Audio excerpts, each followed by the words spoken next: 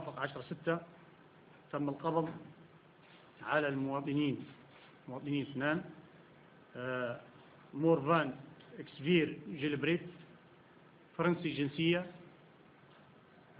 والكسندر هيس نمساوي الجنسية. استغلوا عمل الأمم المتحدة التي نقدرها ونحترم عملها، وبحركتهم المريبة، الدولة مفتوحة على مصراعيها،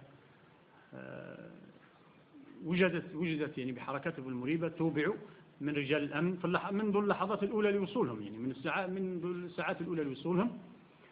وجدت معهم أجهزة اتصالات وأجهزة تصوير، أجهزة تقنية حديثة جدا، أجهزة تصوير واتصالات، وأيضا خرائط جوجل. ووجدوا في أماكن حيوية وحساسة. قررنا إطلاق سراحهم كبادرة حسن نية.